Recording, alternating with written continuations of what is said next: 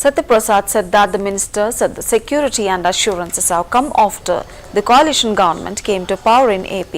He said that a positive environment has been created to invite investors. He said that the people of the state are watching who is doing good, and said that the coalition government is also providing solutions to the problems that have been there for a long time. The problem of Simhachalam Panchagramas is also going to be solved soon. They said that they have decided to regularize 12,149 houses by giving about 500 acres of land as an alternative. They have occupied Simhachalam lands and built houses.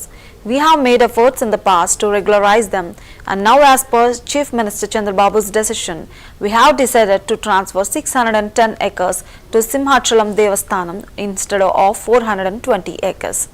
Its registration value is estimated to be around 5,300 crore rupees.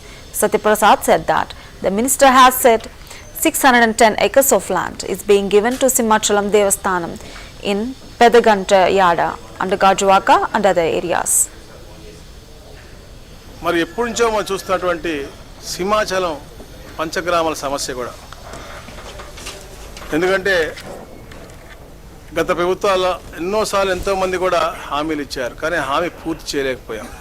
Ashok Gajapathiraju గారు, ఎందుకంటే వారి యొక్క పూర్వీకుల నుంచి వచ్చేటువంటి అనువంశిక chairman కాబట్టి వారికి కూడా ప్రత్యేక కృతజ్ఞతలు తెలియజేసుకుంటూ వారి యొక్క అనుమతితో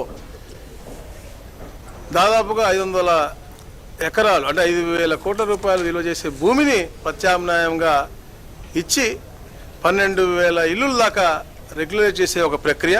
దానిపైన నిజంగా విశాఖపట్నం పంచగ్రామాల్లో ఉన్నటువంటి ప్రతి ఒక్క గృహంలో ఉండే ప్రతి ఒక్క కుటుంబం కూడా ఆనందంతో ఉండాలి. దాని పెద్ద ఎత్తున మా నాయకులు కార్యకర్తలు కూడా క్షేత్రస్థాయిలో కూడా తీసుకెళ్లాలని చెప్పేసి మేము కోరుతా ఉన్నాం. 2014-19లో దాదాపుగా 70,000 మంది ఈ మేలుకులు అంటే మంచి జరిగే విధంగా 296 జియో ఇచ్చారో, దాంట్లో దాదాపుగా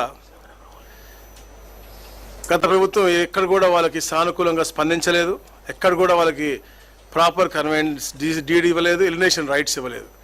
దానిపైన కూడా మా ఎమ్మెల్యే అందరూ కూడా గౌరవ ముఖ్యమంత్రి గారిని గతంలో రిక్వెస్ట్ చేయడం జరిగింది. మరి ఎప్పటి నుంచో